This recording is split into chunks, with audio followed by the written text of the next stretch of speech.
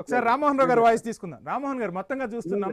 So ఇటు పరమేశ్వర్ గారు చెప్తున్నట్టుగా, అటు శేషు గారు చెప్తున్నట్టుగా రకరకాల పరిణామాలు అయితే వినిపిస్తున్నాయి. ప్రజలు అక్కడ యుద్ధం గురించి చర్చించుకుంటున్నారు, ఇక్కడ రాజకీయ పార్టీలు ఏం మాట్లాడుతున్నాయి, ఏంటి, ఎవరెవరికి సపోర్ట్ ఇస్తున్నారు ఏంటి అనేది కూడా పెద్ద ఎత్తున చర్చకు వస్తున్న పరిస్థితి. ఇప్పుడు ఈ రెండు స్టేట్మెంట్స్ మీరు ఎలా చూస్తున్నారు, మీ వివరణ ఏంటి? నేనైతే మనం కాంగ్రెస్ చెప్పుల్లో మనం కాలు పెట్టొద్దు, స్పష్టంగా చెప్తాను. ఉన్నాయి అంశాలు ఉన్నాయి, నేను చెప్తున్నాను కదా. అమెరికా అధ్యక్షుడు 66 సార్లు 70 సార్లు అంటే మోడీ మన ట్రంప్ చేయగా మనం యుద్ధం ఆపలేదా అనకపోవడం తప్పే కావచ్చు. కానీ నరవేణి పుస్తకంలో స్పష్టంగా మీ మీరు చేయాల్సిన పని చేయమని చెప్తే తప్పెట్లయితే అంటున్నాను. నేను గతంలో చెప్తాను, ఒకసారి అఖిలపక్షం జరుగుతున్నప్పుడు బీహార్ లో మోడీ తిరుగుతున్నాడు, ఇక్కడ మనకు రక్షణ శాఖ మంత్రి రాజ్నాథ్ సింగ్ అధ్యక్షత వహించాడు. ఆయన ఒక మాట అన్నాడు, మీరు ఈ గడప దాటేలోగా చాలా విషయాలు జరుగుతాయి, కానీ ఇప్పుడు చెప్పలేము, యుద్ధ సమయంలో కొన్ని విషయాలు బహిర్గత పరచలేము అన్నాడు. వీళ్ళు ప్రతిపక్షాల మీటింగ్ జరిగి బయటకు వచ్చిన క్షణంలో 2 ఆపరేషన్ 2 సింధూర్ నడిచింది అక్కడ అంటున్నాను నేను. యుద్ధ సమయంలో కొన్ని విషయాలు చెప్పడానికి వీల్లేదు. ఇంకోటి, మన విదేశాంగ విధానం మొదటి నుంచి కూడా నెహ్రూ నుంచి మోడీ వరకు కరెక్ట్ ఉంది అంటున్నాను ఇప్పటికి కూడా. నేనన్నమాట కాదు, ఇమ్రాన్ ఖాన్ లాంటి వాడు కూడా అన్నాడు. ఇమ్రాన్ ఖాన్ అంటే పెద్ద గొప్ప అని నేను అంటలేదు, కానీ మన శత్రు దేశం వాడు కూడా. ఇప్పుడు నేనేమంటున్నాను అంటే 4-5 ప్రశ్నలు ఉన్నాయి కదా, చాలా మంది నిన్న మన సోషల్ మీడియాలో, అందుకని వాళ్ళ టీఆర్పీ రేటింగ్ కోసం భారత ప్రభుత్వం నిషేధం విధించింది, తీసేసింది. ఎందుకు చేసింది తెలుసా? తెలవని వాళ్ళు శ్రీలంక మన ఇండియా మధ్య నుంచి పోతుంటే మనకు రావసేతు ఉంది, అటు ఓరే పోరాదు యుద్ధం నౌకలు, అక్కడ పేల్చేసినని మొదటి పుకారు పుట్టించింది. తర్వాత అంతర్జాతీయ జలాలు చేస్తేనేమో మన దేశ జలాలు అన్నారు కదా. నేనేమంటున్నానంటే, ఇప్పుడు మన ఇంటికి చుట్టం వస్తారండి, మళ్ళీ కారు ఎక్కించి పంపిస్తాం, మధ్యాహ్నం యాక్సిడెంట్ అయితే నీదే బాధ్యత, నువ్వు వానికి ఎక్కించడం తప్పంటే ఎట్లా? ఇది అంతే అంటున్నాను నేను, సమస్య లేదు. అని నేనేమంటున్నా అంటే, వాడు ఇక్కడ సాహసం చేసుడు తప్పే, నేను కాదంటలేదు. ఇప్పుడు మోడీ ట్రంప్ ఒక పిచ్చోడు, అంతకన్నా ముందు ఇరాన్ ఎంతకన్నా పిచ్చిగా ఉన్నది, వాళ్ళ దానిలో మనం ఎందుకు, వాళ్ళ చెప్పుల్లో మనం ఎందుకు కాలు పెడదామంట. ఇప్పుడు కమ్యూనిస్టులను కాంగ్రెస్ వాళ్ళు విమర్శిస్తేందుకు వాళ్ళకి అవకాశం ఉంది. మోడీ ఏది చేసినా తప్పే అంటారు, మోడీ ఏది చేసినా కరెక్ట్ అంటే సంఘ పరివారం ఉంది.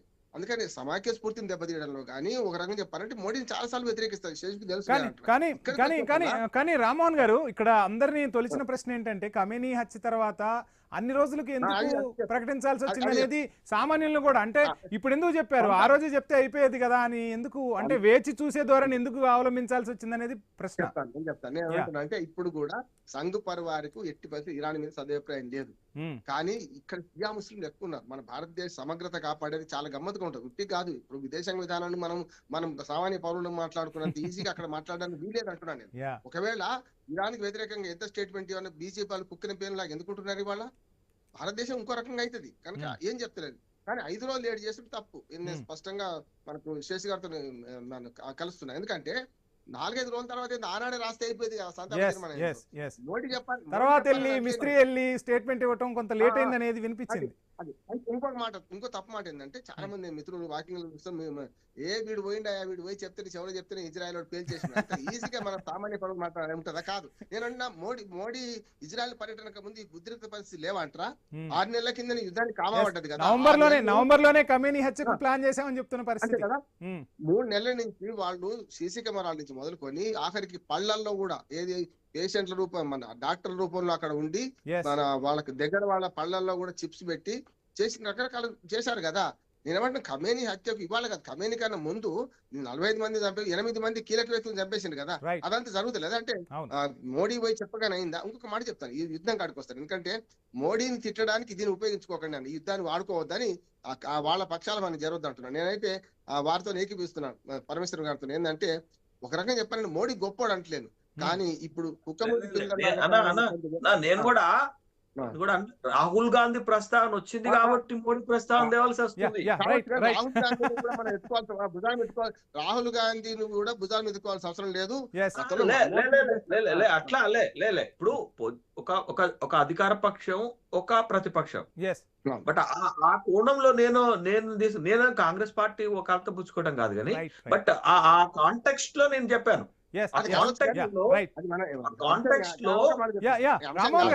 రామ్మోహన్ గారు, ఇంకొక అంశం కూడా, ఈ చమురుకు సంబంధించి ఆ. కూడా పెద్ద ఎత్తున ఏంటి చెప్తాను. వాళ్ళు గ్రీన్ అది- సిగ్నల్ ఇస్తే గానీ కాదా, రష్యాతో మనకి ఎట్లా అదే మిత్రత్వం ఉంది, అదే ఎక్కడ అంట. కొనాలో కాదు, ఎక్కడ ఇప్పుడు కొనొద్దో ఏమంటున్నా ఎప్పుడు తెచ్చుకోవాలో ఏనే చెప్తాడా? నేను చెప్తాను ఉమ్, అదే చెప్తాను నేను ఒక మంచి ఉపాయం చెప్తాను. ఉమ్, కేఏ పాల్కు ట్రంప్ కి ఏం తేడా లేదంటాను నేను.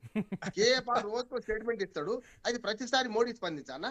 Yeah. నేను కేఏ పాల్ తక్కువ చేస్తలేను, కేఏ పాల్ మీద గౌరవం ఉన్నది. yes, కేఏ పాల్ ఏం మాట్లాడి ఏం నడవదు, కానీ ట్రంప్ మాట్లాడితే నడుస్తుంది. ట్రంప్ మాట్లాడితే ప్రపంచం అంతా వింటది. అవును. కనుక నేనేమంటా అంటే గాలికి పోయే పేలపిండిని కృష్ణార్పణం అన్నట్టు వాడు 12 వాగుతాడండి.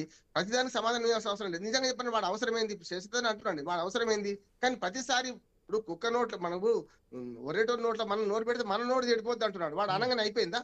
మనం తెచ్చుకు అసలు అమెరికా ఆంక్షలు పెట్టినప్పుడు కూడా రష్యాని తెచ్చుకుంటున్నాం, మనం మొత్తం మానేయలే. ఇప్పటికి కూడా అంటున్నాను నేను, Yeah. ఎప్పుడు మానేయలే. మనం వ్యూహాత్మకంగా ముందుకు పోతున్నాం. ఎప్పుడు కూడా విదేశాంగ విధానంలో కొన్ని మెలకువలు పాటించాల్సిందే అంటున్నాను. ఎక్కడ కూడా బహిరంగ అర్థ సత్యాలు అసత్యాలు ప్రచారం అవుతుంటాయి. అప్పుడు మోడీ ట్రంప్ మాట్లాడిన ప్రతిసారి మనం నోట్లో నోరు పెట్టాలని ఏమంటున్నా, ఎందుకు అంటున్నాను నేను? ఇప్పుడు ప్రతిపక్షాలు మాట్లాడిన అర్థం ఉంది, వాళ్ళకి ఎట్లాగో మోడీ శత్రువు కనుక.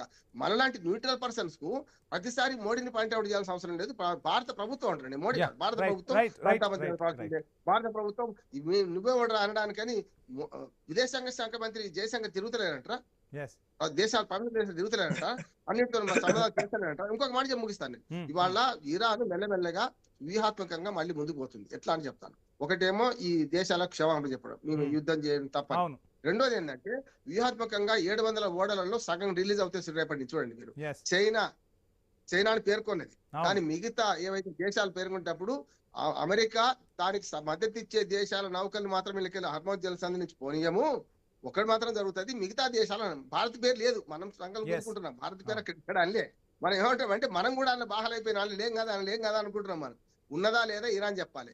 చైనా నౌకలతో మనది కూడా విడుదల చేస్తుందా లేదా? right, ఆ లోపట ఒక గదిలో కిటికీ తలుపు మూసుకపోతే వంశీ ఎప్పుడు కూడా అవసరమైతే కిటికీ బద్దలు కొట్టుకుని బయటకు వెళ్తాం. yes, ఎప్పుడు కూడా పిల్లిని కదిలో వేస్తే పిరిగ్గా కూర్చోదు, ఏదో ప్రయత్నం చేస్తుంది. మనం కూడా ఇరాన్ కూడా ఏం చేస్తుందంటే ఇప్పుడు మెల్లమెల్లగా వెసులుబాటు కోసం ప్రయత్నం చేస్తుంది. హర్మోజ్ జలసంధిలో కొందరికి వెసులుబాటు ఇవ్వడం, అట్లాగే గల్ఫ్ దేశాలకు క్షమాపణ చెప్పడం. yeah, రెండోది కూడా అంటున్నాను, పనామా జలసంధిని స్వాధీనం చేసుకున్నంత ఈజీ కాదు ఏది హర్మోజ్ జలసంధిని Yes, అమెరికా yes, చేసుకోవడం yes. అంటున్నాను. ఉమ్, పనామా జలసంధిని మేము నిర్మించాం, మాది అన్నది అమెరికా కదా, అవును, పనామా వాడు ఉరుకున్నాడు. ఉమ్, కానీ ఇక్కడ అట్లా కాదు కదా. సూయజ్ జలసంధి కూడా లేదా, ఎన్ని ఉన్నాయి. yes, అమెరికా పెద్దన్న పాత్ర వహిస్తుంది, కానీ ఇప్పటిదాకా ఏ ప్రపంచంలో ఎక్కడ వేలు పెట్టినా అమెరికా విఫలమవుతూ వస్తుంది, ఇక్కడ కూడా విఫలమవుతూ అంటున్నాడు. yeah, right.